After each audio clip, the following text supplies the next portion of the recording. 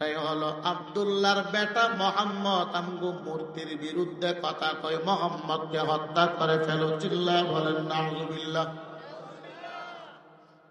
ওই তায়েফের বাজারে ওই আল্লাহর গোলাম অর্ডার দিতে দেরি, আমার নবীজির গায়ে তায়েফের যুবকেরা পাথর দ্বারা আঘাত করতে তারা দেরি করে নাই।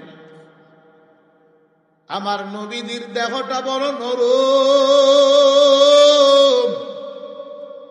নবীজির দেহটা ছিদ্র হয়ে হয়ে রক্তগুলো তায়েফের জমিনের মধ্যে পড়তেছে। আমার নবী ডাক দিয়ে কয়, এ তায়েফের যুবক, আমি মুহাম্মদ তো কোনো অপরাধ করি নাই, কেন আমাকে তোমরা আঘাত করতেছো? তোমরা জানো আমার মা নাই, আমার বাবা নাই, আমি মুহাম্মদ বড় এতিম। আমি মুহাম্মদকে আদর করার মতো জমিনে কেউ নাই। আমার নবী কাঁদি, কিন্তু তায়েফের যুবক আমার মায়ার নবীর কান্না শুনে না, নবীর আঘাত করতেছি। আমার নবী বলেন, আল্লাহ আমারে কোথায় পাঠাইলেন কালিমার দাওয়াত দেওয়ার জন্য? আমি যেখানেই যাই আমি মুহাম্মদকে তারা হত্যা করতে চাই। এরে গাজীপুরের মানুষ শোনো, ওই আমার মায়ার নবীর তায়েফের মানুষের আঘাত করার জন্য চাই। বর্তমানে আমগো তাবলীগের সাথী ভাইদেরকে কিছু সাত বাগিনী সন্ত্রাসীরাও আঘাত করতে চায়। কথা ঠিক কিনা? আছে কি নাই? এ মুসলমান, আমার নবী আবার হাঁটতে হাঁটতে একটা ইহুদির আঙ্গুর বাগানে গিয়া গাছের সঙ্গে এলান দেয়া বসে, চোখের পানি ছেড়ে কান্না করে। আমার নবী কয়, আমি আকাশের দিকে তাকাইলাম, তাকায় দেখি জিব্রাইল আমার মাথার উপরে বড় একটা বৃষ্টির ছায়া নিয়ে দাঁড়ানো, যেন রৌদ্র না লাগে আমার গায়ে। আমার নবীজি চোখের পানি ছেড়ে কান্নার আওয়াজ। জিব্রাইল ডাক দেয়া, কই নবী কান্না করবেন না, তায়েফের মানুষের আঘাত আল্লাহ স্বয়ং দেখেছে, আপনার রক্ত আল্লাহ দেখেছে, আল্লাহ বরদাস্ত করতে পারে না। নবী তাকায় দেখেন, ওই যে পাহাড়ে নিয়োজিত ফেরেশতারা আপনার সামনে হাজির। আপনি অনুমতি দেন ওই তায়েফের পাহাড়গুলোকে ধ্বংস করে তায়েফের মানুষগুলোকে মাটির সঙ্গে মিশায় দেওয়া হবে। আমার নবী কই, জিব্রাইল না না। জিব্রাইল কই, নবী আকাশের ফেরেশতারাও আপনার সামনে হাজির, অনুমতি দেন। আসমানটাকে ভেঙ্গে চুরমার করে তায়েফের মানুষের উপর ছেড়ে দেওয়া হবে, একটা মানুষের যেন জমিনে না বাঁচে। আমার নবী ডাক দেয়া কয়, রে জিব্রাইল শুনো, আল্লাহর কাছে নবীজি দোয়া করে বলেন, মালিক আমার একটা উম্মত যেন ধ্বংস না হয়। জিব্রাইল কই, নবী এত আঘাত পাওয়ার পরও আপনি উম্মতের জন্য দোয়া করেন, কারণটা কি? নবী কই, জিবরাইল আমি জমিনে গজবের জন্য আসি নাই, আমি নবী তো সমস্ত মাখলুকের জন্য রহমত। চিল্লায় বলেন সুবহানাল্লাহ। আরো জোরে আওয়াজ দেখুন না, সুবহানাল্লাহ। এ গাজীপুরের মুসলমান, ভালো করে বুঝো, আমার নবী তায়েফের ময়দানে কেন কাঁদে? জিব্রাইল কই, নবী এত আঘাত পাওয়ার পরও আপনি উম্মতের জন্য বদদুয়া দেন না, কারণটা কি? কারণ হলো আমার নবীজি যেই বৎসর জন্মগ্রহণ করেছেন, মক্কার ছোট ছোট বাচ্চাগুলোরে ভিন্ন শহরে দেওয়া হতো দুধ পান করার জন্য। আমার নবী জন্ম হয়েছেন ওই বৎসর তায়েফ থেকে একটা কাফেলা মক্কার মধ্যে ঢুকেছেন ছোট ছোট বাচ্চা নেওয়ার জন্য। ওই কাফেলার মধ্যে একজন নারী ছিল, যার নাম হালিমাতুস সাদিয়া। হালিমা বড় গরিব, দুর্বল। হালিমার উটো দুর্বল, হালিমা নিজেও দুর্বল। মনে করেন চৌরাস্তা থেকে রওনা হয়ে গেল। চৌরাস্তাটা হলো তায়েফ, আর আপনাগো এই এলাকা হলো মক্কা কুরাইশ বংশ। ওই চৌরাস্তা থেকে রওনা হয়ে গেল। জৈদপুর আসার পরে একজন ডাক দেয়া কয়, আমাদের কাফেলার মধ্যে একজন কম। সবাই বলে কে কম? টাকা দেখে হালিমাতুস সাদিয়া কাফেলার মধ্যে নাই, হালিমা পিছনে পড়ে গেছে। এবার তায়েফের সব মানুষেরা ডাক দেয়া কয়, চলো চলো আমরা মক্কায় চলে যাই, হালিমার জন্য অপেক্ষা করে লাভ নাই, হালিমা বড় দুর্গ। সবাই রওনা হয়ে গেল মক্কার দিকে। মক্কায় এসে বড় লোকের সব সন্তানগুলোকে দত্তক নিয়ে নিলেন। সন্তানগুলো নিয়ে তারা রওনা হয়ে গেলেন তায়েফের দিকে। রাস্তায় হালিমাতুস সাদিয়ার সঙ্গে মোলাকাত। হালিমা ডাক দেখো, এরে আমার পুত্রের মানুষ বলো, আমার একা রেখে তোমরা মক্কায় চলে গেছো? আমি তো বাচ্চা আনতে পারি নাই, বলো মক্কায় কোনো বাচ্চা চিনি? পুত্রের সবাই বলে, এরে হালিমা না, তবে একটা বাচ্চা আছে, বাচ্চার বাবা নাই, বড় এতিম সন্তান, আমরা কেউ আনি নাই। কারণ তৎকালীন জামানাত একটা নিয়ম ছিল, 2 বছর 2.5 বছর একটা বাচ্চাকে ভিন্ন শহরে দেওয়া হয়। ওই শহরে তারা লালন পালন করে, যখন আবার ফিরে দেওয়া হয় তাদেরকে মোটা অঙ্কের টাকা দেওয়া হয়, পুরস্কার দেওয়া হয়। তাইফের সবাই বলতেছি, এতিম বাচ্চাটাকে আমরা কেউ আনি নাই, কারণ বাবা না, আমাদেরকে টাকা কে দিবে, বড় গরিব মানুষ শুনেছি। হালিমা ডাক দেয়া কই, স্বামী চলো আমরা তাদের সঙ্গে বাড়িতে চলে যাই, বাচ্চা নেওয়ার প্রয়োজন নাই। হালিমার স্বামী, তার মনটা ছিল একটু নরম। ডাক দেয়া কই, বিবি না না, যেহেতু আমরা তায়েফ থেকে ওই গুল চত্বর পর্যন্ত চলে আসছি, খালি হাতে ফেরত যাব না, চলো মক্কায় গিয়ে বাচ্চা নিয়ে আসি। হালিমা কয়, এতিম বাচ্চা নাকি লাভ? স্বামী কয়, এতিম বাচ্চা যদি পছন্দ হয় নিয়ে আসবো, পছন্দ না হইলে আনবো না।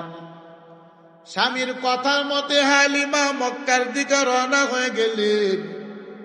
মক্কায় ঢুকিয়া আব্দুল মুত্তালিবকে ডাক দেয়া কয়, হে আব্দুল মুত্তালিব, আমেনার ঘর কোনটা বলো? আব্দুল মুত্তালিব চোখের পানি ছেড়ে বলে, হালিমার ঘর, ওই আমেনার ঘর দেখা যায়, তাকায় দেখো আমেনার ঘর। হালিমা ঘরের দরওয়াজায় হাজির হয়ে সালাম দেয়া কই, আমেনা কেমন আছো?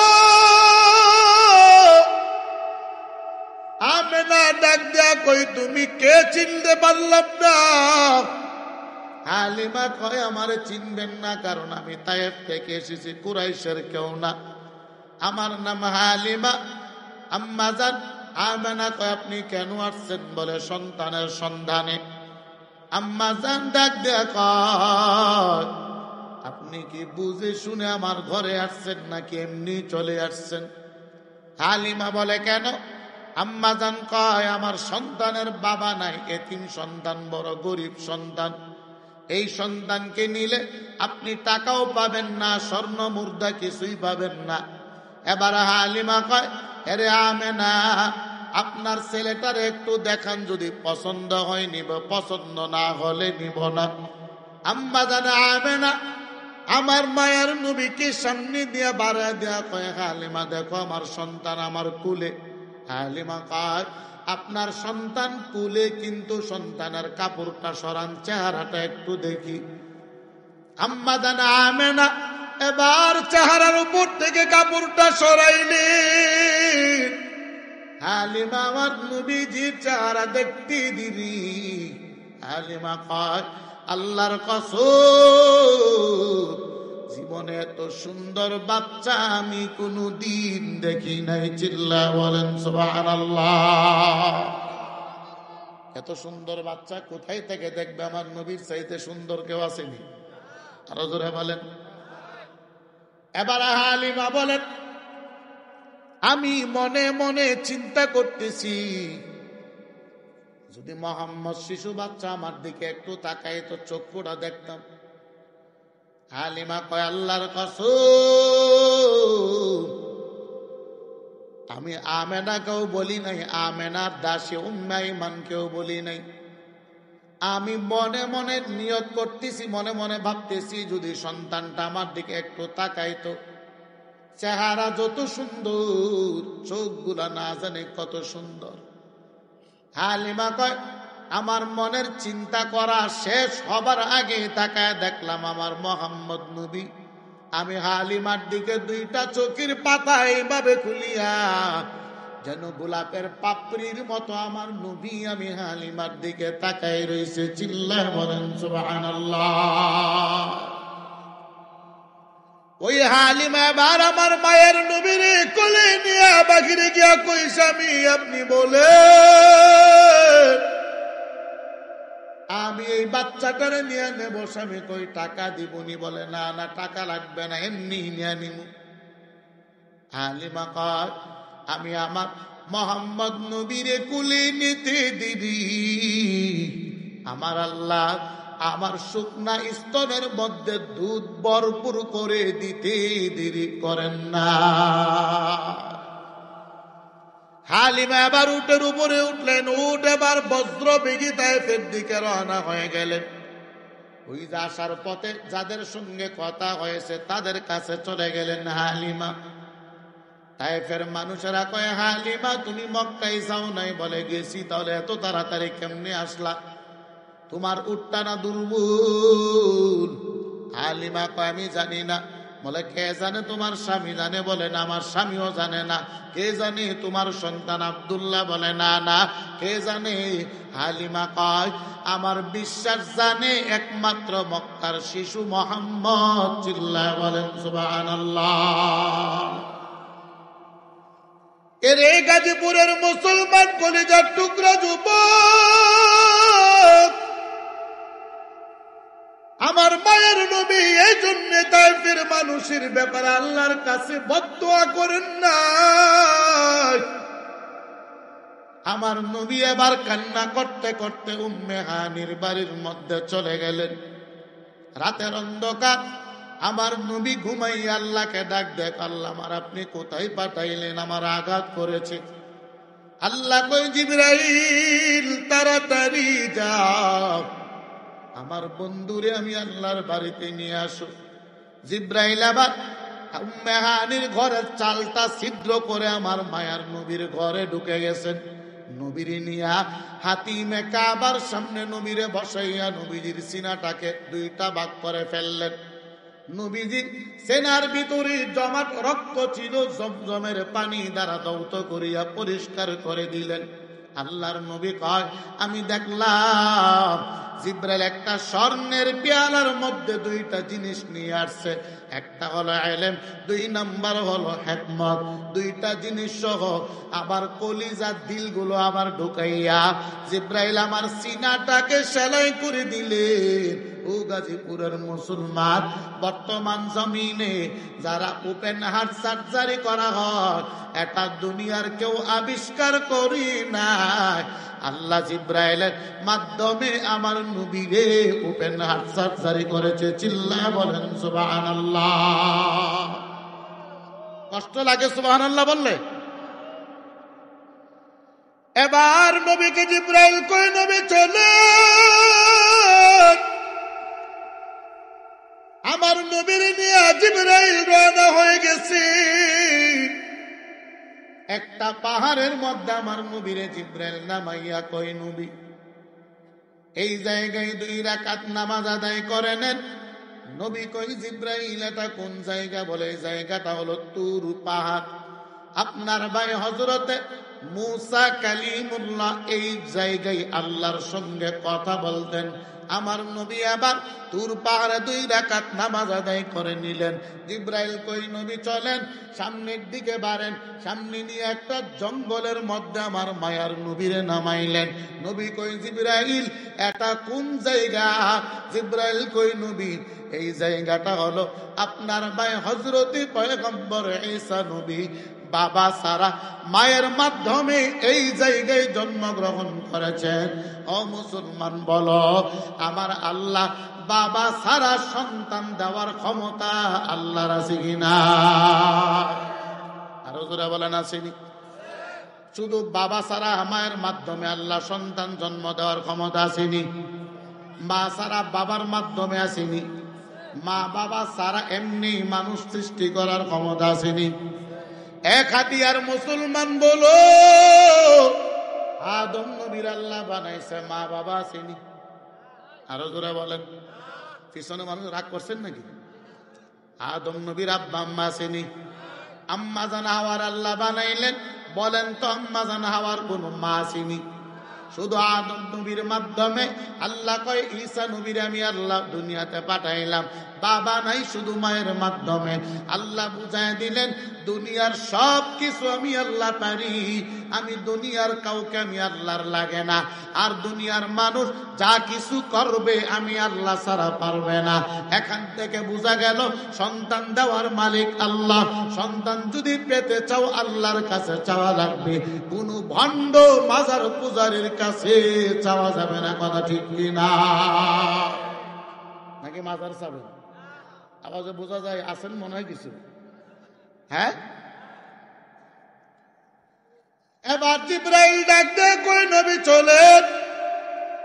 আমার নবীর নিয়ে এবার উপর থেকে একটা সাদা জায়গা দেখাইলেন জিবরাইল। মনে করেন আজকের সামানা, আজকের প্যান্ডেলটা যদি আমি বিমান দেয়া যাই, উপর থেকে দেখা যাবে ছোট্ট একটা প্যান্ডেল। জিবরাইল ডাক দেয়া কই নবী দেখেন এই জায়গাটা আপনি চিনেননি? নবী কই না না, আমি কোনোদিন এই জায়গায় আসি নাই, চিনব না। জিবরাইল কই নবী এই জায়গাটার নাম হলো ইয়াসরিফ, তবে আপনি অচিরেই মক্কা থেকে হিজরত করে এই জায়গায় আসা লাগবে। আপনি যখন আসবেন এই জায়গাটার নাম হবে মদিনাতুল মুনাওয়ারা। চিল্লায় বলেন সুবহানাল্লাহ।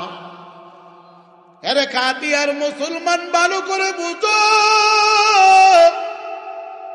ওই মদিনায় আমার মায়ার নবী দুইটা বন্ধুরে নিয়ে জান্নাতে ঘুমাচ্ছেন। এক পার্শ্বে আবু বকর, অন্য পার্শ্বে হলো হযরতে ওমর।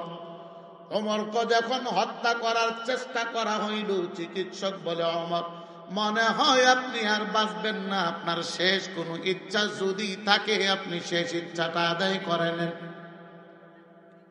হযরতে ওমর তার সন্তান আব্দুল্লাহরে ডাক দেয়, এরে আব্দুল্লাহ যাও তাড়াতাড়ি হুযায়ফাকে তালাশ করে নিয়ে আসো। বলো আমি ওমর হুযায়ফাকে সালাম দিলাম। এক হাতিয়ার মানুষ মনোযোগ দিয়া শুনবেন। এবার হুযায়ফা ওমরের সামনে হাজির। ওমর ডাক দেয়া কয়, এরে হুযায়ফা বলো আমি ওমরের নামটা মুনাফিকের লিস্টের মধ্যে আসেনি? হুযায়ফা চোখের পানি ছেড়ে কান্না করে ওমর কই কেন কাঁদো? এরে হুযায়ফা আল্লাহর কসম দিয়া বললাম, আল্লাহর কসম যদি তুমি না বলো আমি ওমর শান্তি পাবো না। হুযায়ফা বলে ওমর আল্লাহর নবীর পক্ষ থেকে আমার কাছে মুনাফিকের লিস্টিটা একটা আমানত, আমানতের খিয়ানত আমি হুযায়ফা করতে পারবো না। তবে তুমি শুনিয়া নাও মুনাফিকের লিস্টিতে তুমি ওমরের নামটা নাই। চিল্লায় বলেন সুবহানাল্লাহ। ওমর মুস্কি হেসে দিয়ে হাসি দিয়ে কর, আরে আব্দুল্লাহ যাও আম্মা জান আয়েশার কাছে ইয়া সালাম দেওয়ার বলো আমি ওমরের মৃত্যুর পথের যাত্রী। ওমর শেষ ইচ্ছা হলো নবীজির বাম পার্শ্বে আমার দাফন হবে। ওমর দৌড়ায় গেলেন, আম্মা জান আপনি অনুমতি দেন, আমার আব্বা ওমর যদি দুনিয়া থেকে বিদায় হয়ে যায় উনার দাফনটা নবীজির বাম পার্শ্বে করার জন্য উনি আশা করেছেন। আম্মা জান ডাক দেয়া কয়, আরে আব্দুল্লাহ শুনো, আমি আয়েশার মনের মধ্যে বড় আশা, আমার নবীর বাম পার্শ্বে আমি আয়েশার দাফনের কাজ হবে, ডান পার্শ্বে আমার আব্বা আবু বকর, বাম পার্শ্বে আমি আয়েশা ঘুমাবো। যেহেতু ওমর নিয়ত করেছে, আশা করেছে, আমি আয়েশা আমার জায়গাটা ওমরের জন্য উৎসর্গ করে দিলাম। চিল্লায় বলেন সুবহানাল্লাহ। এ মুসলমান, আম্মা জান আয়েশা নিজের জায়গাটা ওমরের জন্য উৎসর্গ করে দিয়েছেন। অথচ আমরা আপন দুইটা ভাই, একই মায়ের গর্ভে জন্ম, একই ঘরে ঘুমায়, একই প্লেটে খানা খায়, ঈদের সময় একই কালারের একই ডিজাইনের শার্ট পরিধান করি, কিন্তু বড় হলে বিবাহ করলে এক ভাইয়ের ঘরের চালের পানি আরেক ভাইয়ের জায়গায় আসলে ওই ভাইকে আমরা হত্যা করতে চাই, ভাইকে দুশ্মন বানায় নেই। অথচ আম্মা জান আয়েশা নিজের জায়গাটা পর্যন্ত ওমরের জন্য উৎসর্গ করে দিয়েছেন। চিল্লায় বলেন আল্লাহু আকবার। এ মুসলমান, আম্মা জান আয়েশা কয়, আব্দুল্লাহ যাও জায়গাটা নিয়ে নাও, তুমি জায়গাটা আমি ওমরের জন্য উৎসর্গ করে দিলাম। এবার আব্দুল্লাহ দৌড়ায় গেলেন, আব্বা জান আম্মা জান আয়েশা জায়গাটা আপনার জন্য দিয়ে দিলেন। ওমর ডাক দিয়ে কয়, আব্দুল্লাহ দুইটা কথা তোমার কাছে বলে যাব। এক নাম্বার হলো, আমি যখন মারা যাব আমার জানাজায় তালাশ করে দেখবা হুযায়ফা আসে কিনা। যদি হুযায়ফা আমার জানাজায় না আসে বুঝবা আমি ওমর মুনাফিক, আমি জাহান্নামী। আর যদি হুযায়ফা আসে তাহলে বুঝবা আমি ওমর মুনাফিকের লিস্টিতে নাম নাই, আমি জান্নাতি। দুই নাম্বার, আমার জানাজার পরে আমার লাশটা নিয়ে আম্মা জান আয়েশার ঘরের দরওয়াজার সামনে যাবা। আম্মা জান আয়েশাকে বলবা আমি তোমার কাছে সালাম দিলাম, অনুমতি চাইলাম। যদি অনুমতি দেয় আমার লাশটাকে আমার নবীজির বাম পার্শ্বে এনে দাফন করে দিবা। ওমর দুনিয়া থেকে বিদায়। জানাজার মাটি অসংখ্য সাহাবায়ে কেরাম আব্দুল্লাহ তালাশ করে হুযায়ফা কই, হুযায়ফার তালাশ করে পাওয়া যায় না। আব্দুল্লাহ বড় টেনশন, তাকায় দেখে হুযায়ফা জানাজার ময়দানের একটা কোনায় বসে কান্নার আওয়াজ। ও হুযায়ফা তুমি কেন কাঁদো? বলে আমার প্রিয় বন্ধু ওমর দুনিয়া থেকে বিদায়, এজন্য আমি কান্না করি। আব্দুল্লাহ কয়, আব্বা জান নিশ্চিন্তে আপনার বন্ধু নবীর সঙ্গে ঘুমান, কারণ হুযায়ফা আপনার জানাজার মুসল্লি। আপনি মুনাফিক না, আপনি জান্নাতীর মেহমান। চিল্লায় বলেন সুবহানাল্লাহ। এ মুসলমান, আমার নবী মদিনায় দুইটা বন্ধুরে নিয়ে ঘুমায়। এক পার্শ্বে আবু বকর, ভিন্ন পার্শ্বে হলো ওমর। ওই মদিনার সবুজ গম্বুজে দেখার জন্য আমরা যাইতে রাজি আছিনি সবাই। কারা কারা যাবেন একটু আদর আল্লাহ দেখ। সবাই মদিনায় যাবেন, আল্লাহ কবুল করুন। আরো জোরা বলেন, মনে বড় আশা ছিল যাব মদিনা। বলবো আওয়াজে বোঝা যায়, বলার দরকার নাই। আওয়াজ দিতে পারবেন তো সবাই ইনশাল্লাহ? মনে বড়, সবাই সবাই আওয়াজ দিতে হবে। এতগুলো মানুষের আওয়াজ এত কম, আরো জোরে আওয়াজ দিতে হবে। মনে বড়,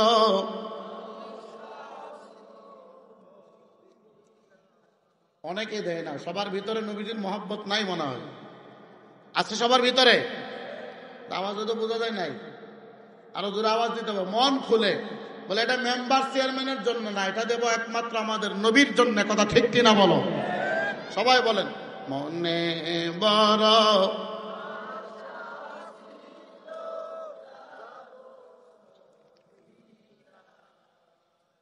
আরব সাগর পারি দেব, নেই কুয়া মার তোরে।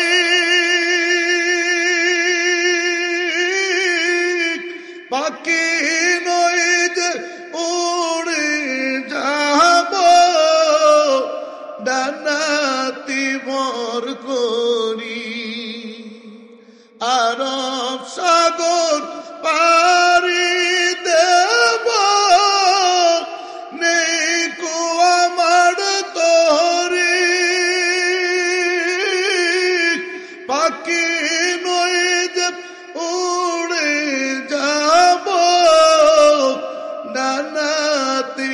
আমর করি আমার আশায় আছে সম্বল নাই আশায় আছে সম্বল নাই করে কেউ পাহাই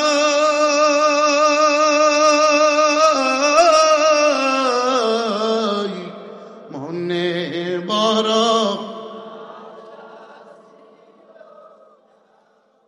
এরপরও তো আওয়াজ কম আরো জোরে দিতে হবে মনে বড়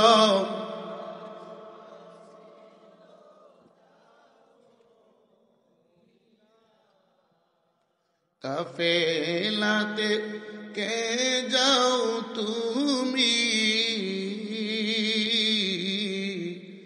কে যাওবে তোরি সঙ্গে অবাইল না মুরে খানি কৃপা করি কাফেলাতে কে যাও তুমি কে যাওবে তোরি সঙ্গে অবাইল না মুরে খানি কৃপা করি সঙ্গে যদি না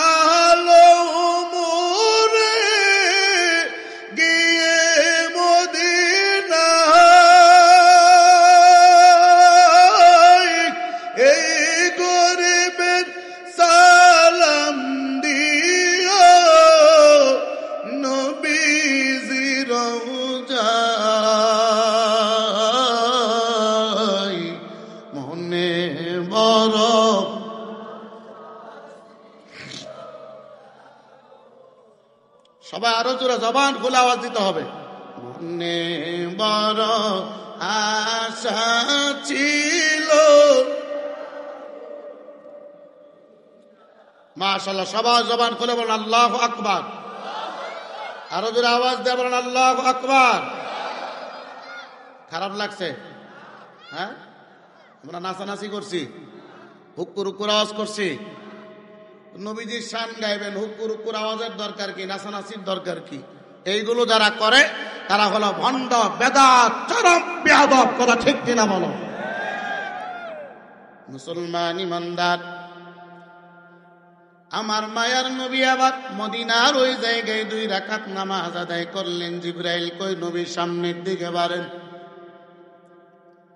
মসজিদ আকসার সামনে আমার নবী হাজির তাকায় দেখে মসজিদের ভিতরে মানুষের অভাব নাই দাঁড়ানো সিরিয়াল করে দাঁড়ানো নবী ডাক দেয়া কই জিবরাইল বলু যারা মসজিদে দাঁড়ানো তারা কারা জিবরাইল কই নবী তারা দুনিয়ার সাধারণ কোনো মানুষ না তারা হলো সব নবী রাসূল ফেরেশতারা দাঁড়ানো বলে কেন দাঁড়ানো বলে 2 রাকাত নামাজ আদায় করবে নবী কয় একজনকে বলেন ইমামতি করার জন্য জিবরাইল কই নবী না না আজকের ইমাম হবেন আপনি আর সব নবী রাসূল হবে আপনার মুসল্লি চিল্লায় বলেন সুবহানাল্লাহ ইমামুল আউয়ালিন আল আখিরিন بغر صدقة رحمة للعالمين سيد القونين ختم المرسلين آخنا مدبود فخر الأولين شد وجوداش رحمة للعالمين مسجد شد ہمارا زمین এ মুসলমান আমার নবী যে আবার ইমামতি করলেন 2 রাকাত নামাজ আদায় করলেন আমার নবী আবার মসজিদের মিম্বরে বসা সব নবী রাসূলগণ একটা গোল বৈঠক বসালেন গোল দেয়া বসলেন আমার নবী কয়, ও জিব্রাইল, তারা কেন বসলো? বলো, তারা আপনাকে সংবর্ধনা দেবে। সংবর্ধনার পরামর্শ করতেছে। ওই পরামর্শ অনুষ্ঠানের উপস্থাপক যিনি, তিনি হলেন হযরতি ইব্রাহিম খলিলুল্লাহ। চিল্লায় বলেন সুবহানাল্লাহ। উপস্থাপক যিনি, তিনি হযরতি ইব্রাহিম খলিলুল্লাহ। সাধারণ নবী? হ্যাঁ, নাম শুনছেননি? ইব্রাহিম নবীর নাম শুনছেননি? ইব্রাহিম নবী আমাদের কি হয়? আরো জোরে বলেন। মুসলমান ইমানদার। আমার নবী আবার মসজিদে আকসা থেকে জিব্রাইল কই, নবী আবার সামনের দিকে চলেন। আমার নবীর নিয়ে প্রথম আসমানে গেলেন। প্রথম আসমানের ফেরেশতা ইসমাইল। জিব্রাইল কয়, ইসমাইল দরওয়াজা খুলে দাও। ইসমাইল ফেরেশতা কয়, আপনার পরিচয় কি? বলে, আনা জিব্রাইল। ফেরেশতা কয়, চিনলাম, তবে আপনার সাথে যিনি, ওনার পরিচয় কি? উনি কে? জিব্রাইল কয়, উনি হলেন আল্লাহর পরিচারিস্তা মুহাম্মাদুর রাসূলুল্লাহ সাল্লাল্লাহু আলাইহি ওয়াসাল্লাম। জিব্রাইল কই, এবার জিব্রাইলকে আসমানের ফেরেশতা কই, নবীর আমি চিনলাম, তবে আপনি বলেন নবীজি আসমানে ওঠার অনুমতি আল্লাহর পক্ষ থেকে আসেনি? জিব্রাইল কই, আছে। এখান থেকে সবক নেওয়া দরকার। অন্য মানুষের বাড়িতে ঢোকার আগে ওই বাড়িওয়ালার অনুমতি নিয়ে ঢুকতে হবে। কথা ঠিক কিনা? মুসলমান ইমানদার, আমার নবী আবার প্রথম আসমানে গেলেন। হযরতে আদম নবীর সঙ্গে মোলাকাত। সবাই শুনেন, চলবে নাকি শেষ করে দেব? আমার নবী আবার আদম নবীর সঙ্গে মোলাকাত। আদম নবীর সঙ্গে সালাম দিলেন, কথা বললেন। নবী ডাক দেয়া কয়, এ জিবরাইল। আদম নবীরে দেখলাম ডান দিকে তাকাইলে হাসে, বাম দিকে তাকাইলে কান্না করে, কারণটা কি? জিব্রাইল কই, নবী আমার। আদম নবী যখন ডান দিকে তাকায়, দুনিয়ার সব জান্নাতি মানুষকে আল্লাহ দেখা দেয়। আর যখন বাম দিকে তাকায়, দুনিয়ার সব জাহান্নামী গুলোর আল্লাহ দেখা দেয়। এজন্য কান্না করে। এ মুসলমান, ভালো করে বুঝো, আদম নবী ডান দিকে তাকাইলে কেন আসে, বাম দিকে তাকাইলে কেন কাঁদে? বলে, ডান দিকের সন্তানেরা আরামে আছে, আর বাম দিকের সন্তানগুলো জাহান্নামী। কারণ দুনিয়ার মধ্যে যত মানুষ আসবে, সব মানুষের আদি পিতা হলো হযরত আদম। কথা ঠিক কিনা? সন্দেহ আছে? আমাদের আদি পিতার নাম কি? আমাদের জাতির পিতার নাম? সাবধান, বলো কেউ বঙ্গবন্ধু বলবেন না, গুনাহ হবে। মুসলমান ইমানদার, এবার আমার নবী দ্বিতীয় আসমানে গেলেন। হযরতে ঈসা নবীর সঙ্গে মোলাকাত। ঈসা নবীর সঙ্গে কথা বললেন। ঈসা নবীর সঙ্গে কথা বলে আমার নবী তৃতীয় আসমানে গেলেন। তৃতীয় আসমানে আমার নবীজি যাওয়ার পর জিব্রাইলকে জিজ্ঞাসা করে, জিব্রাইল, এই যে দেওয়ালের মধ্যে হেলান দেয়া বসা, ইনি কে? পূর্ণিমার চাঁদ নাকি মানুষ? জিব্রাইল কই, নবী, না না, উনি পূর্ণিমার চাঁদ না, উনি হলেন আপনার ভাই হযরতি ইউসুফ পয়গম্বর। চিল্লায় বলেন সুবহানাল্লাহ। ইউসুফ নবী এত সুন্দর। আল্লাহ নবীজি একদিন বলতেছে মসজিদে বৈশা, সাহাবায়ে কেরামের সঙ্গে একটু মজা করতেছে নবীজি, ওই যে বুইরা যারা আছে এগুলো জান্নাতে যাইতো না। বুইরারা কি জান্নাতে যাইতো না? সাহাবী কান্না করে, বুড়া সাহাবী। নবী কয়, আপনি কাঁদেন কেন? হুজুর, আপনি না কইছেন বুড়া জান্নাতে যাইতো না? নবী কয়, বুড়ারা তো জান্নাতে এমনি যাইতো না। আল্লাহ যখন জান্নাতে দিবে, 25-30 বছরের যুবক বানাইয়া ইউসুফ নবীর মতো সুন্দর বানাইয়া জান্নাতে ঢুকাবে। আরো জোরে বলেন না সুবহানাল্লাহ। এবার আমার নবীজি চতুর্থ আসমানে গেলেন। চতুর্থ আসমানে হযরতে ইদ্রিস নবীর সঙ্গে সাক্ষাৎ। কোন বর্ণনায় খিজির নবীর সঙ্গে সাক্ষাৎ। খিজির নবী ডাক দেয়া কয়, এ নাতি মুহাম্মদ, আপনি কেমন আছেন? নবী কয়, আমার আপনি নাতি কইলেন কেন? খিজির নবী কয়, ঘটনা আছে। বলে, কি ঘটনা? খিজির নবী জমিনে থাকাকালীন আল্লাহকে বলেছিলেন, আয় আল্লাহ, আমাকে একবার জান্নাত দেখার সুযোগ করে দেন, আমি একটু জান্নাত দেখব। এ খাতিয়ার মুসলমান ভালো করে বুঝো, আল্লাহ খিজির নবীর জমিন থেকে উঠাইয়া জান্নাতের গেটের সামনে নিয়ে আনিলেন। খিজির নবী ফেরেশতারা কয় জান্নাতের দরওয়াজা খুলো। বলে আপনি কে? বলে আমার নাম হলো খিজির। জান্নাতি গেটের ফেরেশতা খাতাটা হাতে নিয়া নাম তালাশ করতেছে, তাকায় দেখে খিজির নবীর নামটা জান্নাতের তালিকার মধ্যে আছে। ফেরেশতা ডাক দেয় কই খিজির পয়গম্বর শুনো, জান্নাতের তালিকায় আপনার নামটা আছে কিন্তু আপনি ঢুকতে পারবেন না। খিজির নবী কেন? বলে জান্নাতের প্রথম যার নাম উনি না ঢোকা পর্যন্ত আপনি ঢুকতে পারবেন না। খিজির নবী কই প্রথম নম্বরে কার নাম? ফেরেশতা ডাক দেয়া কয় প্রথম নম্বরে যার নাম তিনি এখনো জমিনে যায় নাই। বলে কে তিনি? ফেরেশতা কয় জান্নাতের গেটের সামনে লেখা আছে দেখেন, লা ইলাহা ইল্লাল্লাহ মুহাম্মাদুর রাসূলুল্লাহ সাল্লাল্লাহু আলাইহি ওয়াসাল্লাম। ফেরেশতা কয় শেষ নবী মুহাম্মদ নবী যতক্ষণ না ঢুকবে আপনি ঢুকতে পারবেন না। খিজির নবী আবার জান্নাত থেকে জমিনের দিকে চলতেছেন, জমিনের দিকে আসবেন। আল্লাহ ডাক দেয়া কয় আজরাইল যাও চতুর্থ আসমানে খিজির নবীর জানটা কবজ করে নাও। হ্যাঁ মুসলমান ভালো করে বুঝো, এখান থেকে বোঝা যায় যার মরণ যেখানে লেখা ওই জায়গা থেকে বাঁচা সম্ভব না। যে কোনো মূল্যে আমার আল্লাহ আপনাকে ওই মরণের জায়গায় মরার আগে পৌঁছায় দেবে। কথা ঠিক কিনা? নাকি বাঁচা সম্ভব? আরো জোরে বলেন। পয়গম্বর সুলাইমান ওনার উম্মতদেরকে বয়ান করতেছেন, কথা বলতেছেন। এমন সময় আজরাইল পয়গম্বর সুলাইমানের ডান পার্শ্বে মানুষের রূপ ধারণ করে বসলেন। ওই পিলারের সঙ্গে একজন মানুষ বসা, আজরাইল তার দিকে তাকানো। আজরাইল চলে গেছেন কিছুক্ষণ পর ওই বান্দা ডাক দেয়া কই পয়গম্বর সুলাইমান আপনার ডান পাশে যিনি বসা ছিলেন তিনি কে? বলে কেন?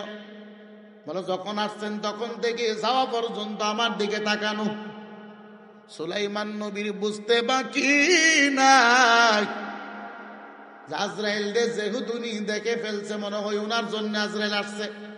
কারণ জমিনের আজরাইলকে যেই ব্যক্তি মারা যাবে উনি সারা দুনিয়ার ভিন্ন কেউ আজরাইলকে দেখবে না। কথা ঠিক কিনা?